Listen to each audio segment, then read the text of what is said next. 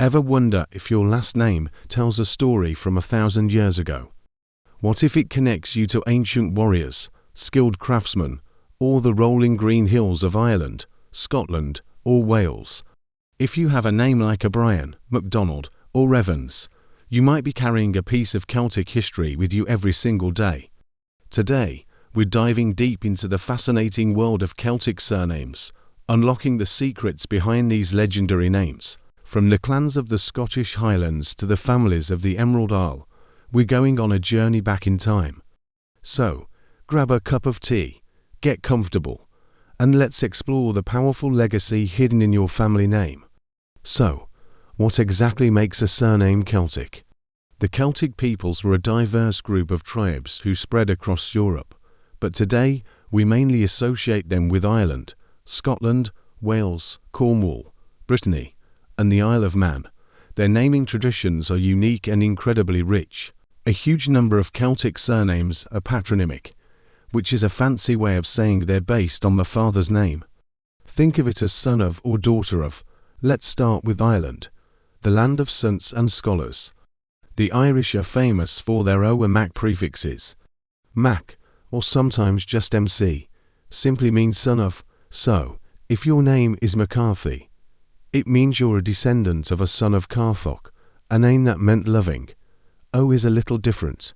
It means grandson of or, more broadly, descendant of. So, O'Neill means a descendant of Niall. One of the most famous examples is Brian Boru, a High King of Ireland. After his time, his descendants took the name O'Brien, meaning descendant of Brian, forever linking their lineage to this legendary ruler. It was a way to show pride, loyalty, and connection to a powerful ancestor. Over in Scotland, the Mac prefix is just as common. MacDonald, one of the most famous Scottish clan names, means son of Donald. Donald itself is a powerful name, meaning world ruler. The Scottish clan system is deeply tied to these surnames. Your name wasn't just a label, it was your identity, your allegiance. It told people which clan you belonged to, who your chief was, and which lands you called home. Names like Campbell, which comes from Gaelic words meaning crooked mouth, or Stuart, which originally meant a steward or official, paint a picture of a society built on loyalty, family, and a deep connection to the land. Surnames could also come from professions. The name McIntyre, which anglicised to McIntyre, means son of the carpenter, so your name could literally be your family's job description. Now let's journey south to Wales. Welsh surnames have a slightly different flavour.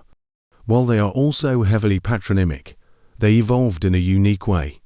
Instead of Mac or O, the Welsh used AP or of, which also means son of, so you would have had names like David ap Gwilym, meaning David, son of Gwilym. The problem was, this could get very long. Imagine tracing your ancestry back a few generations. Rhys ap Dafydd of Ewan ap Griffith. It's a mouthful. When Wales and England were formally united, a push began for more permanent, hereditary surnames, like the English had. So, what happened to AP? It often got absorbed into the name itself. AP Rhys became Price, AP Hal became Powell, AP Evan became Bevan. Many common Welsh surnames today are simply the father's first name with an S added at the end, English style. Jones is son of John, Williams is son of William, and Davies is son of David. That's why these names are so incredibly common in Wales and around the world. So if your name is Jones, you're part of a massive family tree with roots stretching back to a Welsh ancestor named John. Of course, not all Celtic surnames are patronymic.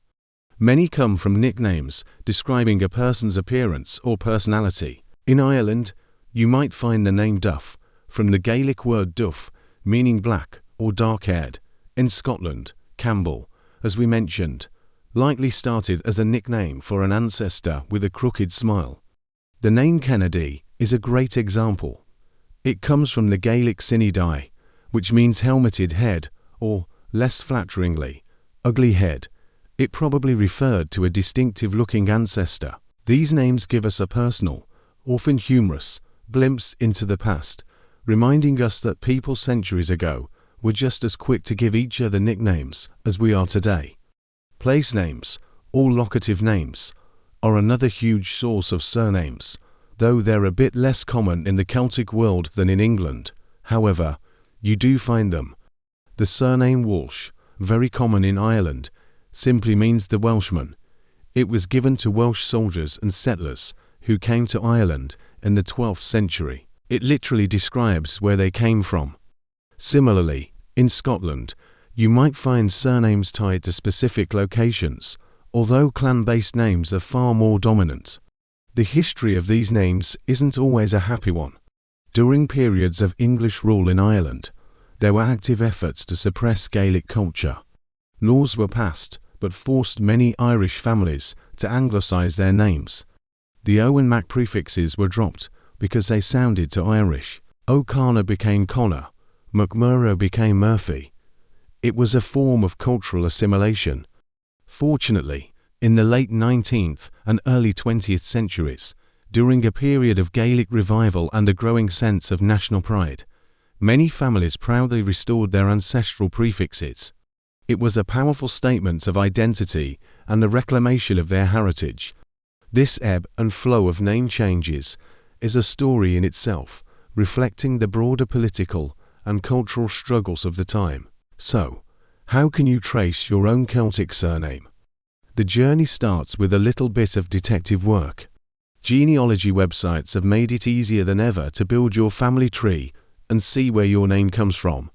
Historical records, like census data, birth certificates, and ship passenger lists, can provide crucial clues. There are also specialized surname dictionaries and online databases that focus specifically on Irish, Scottish, and Welsh names. They can tell you the original Gaelic or Welsh spelling, the meaning of the name, and the regions where the name was most common. You might even discover your family's coat of arms or clan tartan. It's a fascinating puzzle, and each piece you uncover brings you closer to your ancestors. Understanding your Celtic surname is about more than just knowing what it means. It's about connecting with a rich tapestry of history, culture, and identity. These names tell stories of kings and clans, of poets and farmers, of migration and resilience. They are a living link to the past, a piece of heritage passed down through generations. Whether your name is Murphy, the most common surname in Ireland, meaning sea warrior, or Fraser, a Scottish name of mysterious, possibly French origin, it has a story to tell. It's a story of where you come from, and it's a part of who you are. So next time you introduce yourself, take a moment to think about the centuries of history up in that single word. You're not just saying your name, you're echoing the names of your ancestors and carrying their legacy into the future. It's a powerful thought, isn't it? The story of your family is written in your name, waiting to be read.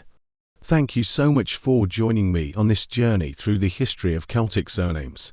I hope you found it as fascinating as I do. If you enjoyed this video, please give it a thumbs up and hit that subscribe button for more deep dives into history and culture. And I'd love to hear from you in the comments below. What's your surname? And do you know the story behind it? Let's share our heritage. Thanks for watching, and I'll see you in the next video.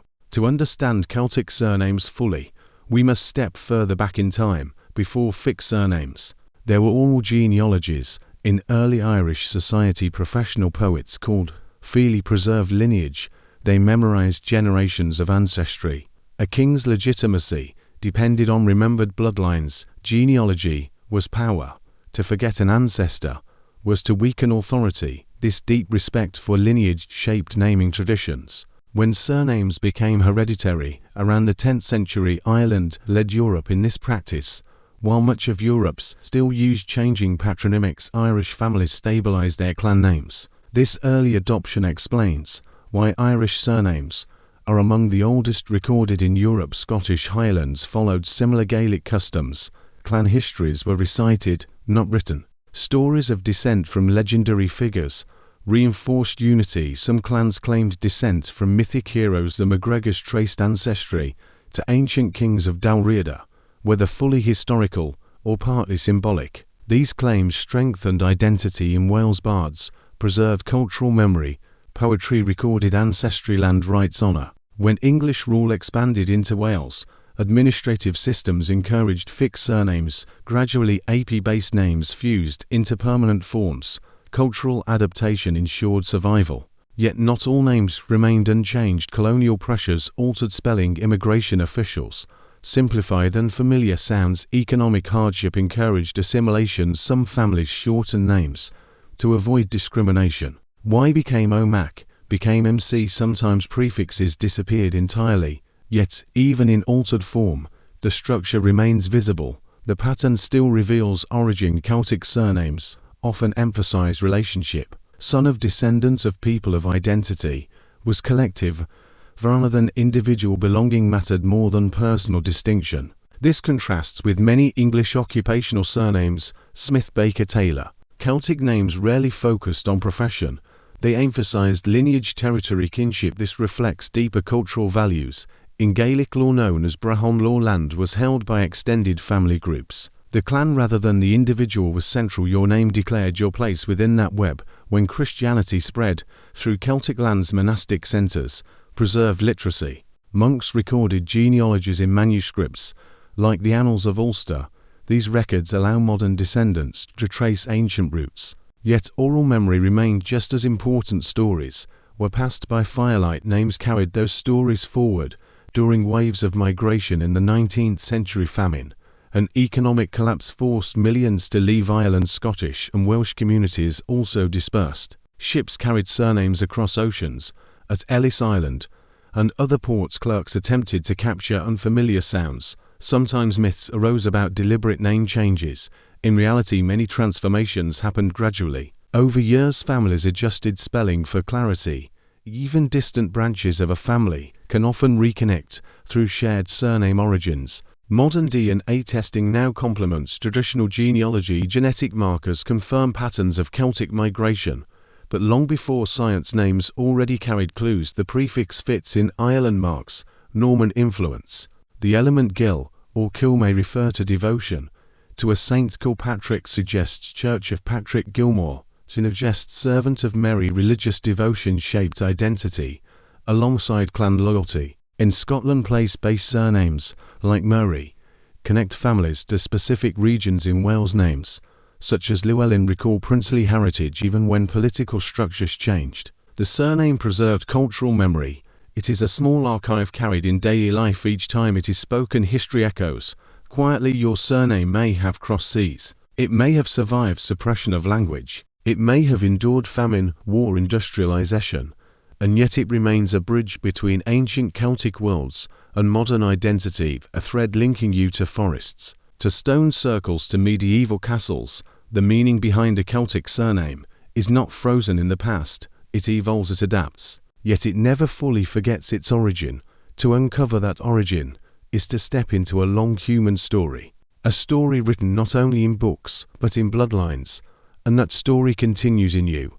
So what does your Celtic surname reveal about you? It may reveal migration, it may reveal resilience, it may reveal forgotten language. If your name begins with Y or Mac, it connects you to a Gaelic system of kinship. If it carries elements like pen or tray, it may trace back to Brythonic roots in Wales or Cornwall. If it blends Norman French with Gaelic structure, it tells a story of cultural fusion. Every variation holds meaning, even silence holds meaning. Some families lost prefixes under political pressure, some anglicized pronunciation to survive it. The core identity often remains traceably.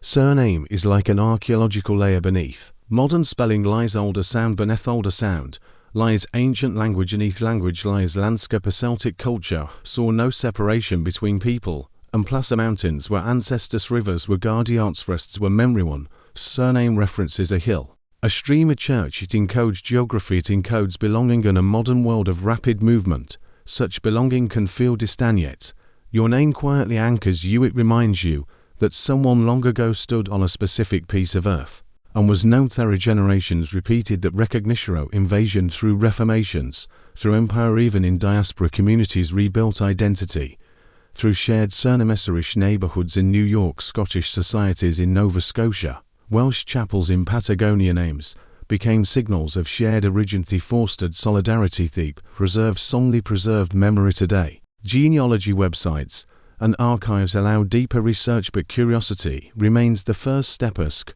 what language shaped your name? Ask, which region first recorded it? Ask, which historical events influenced its spelling? You may discover connections to ancient kingdoms, monastic scholars, Highland clans, to quiet farming communities whose stories were rarely written. At every surname links to nobility. Most connect to ordinary lives. Ordinary lives shaped history. Farmers preserved land. Craftsmen built townsboats, carried memory. Warriors defended territory. Generation added in meaning to the name and noun as a relic. But as living Haratog, understand your surname. It does not limit identity, it expands it. It situates you within a longer human journey of language evolving, of families adapting, of culture surviving. The Celtic world has changed, borders shifted, languages declined and revived, but surnames endured. They remain among the most accessible gateways to the past. You speak one each time you introduce yourself, often without realizing the centuries behind it. When you reflect on that history, identity becomes deeper, more layered, more connected. Your surname is not simply inherited sound, it is memory carried forward. It is proof that stories survive, and as long as those names are spoken, the ancient Celtic world continues to echo in the present.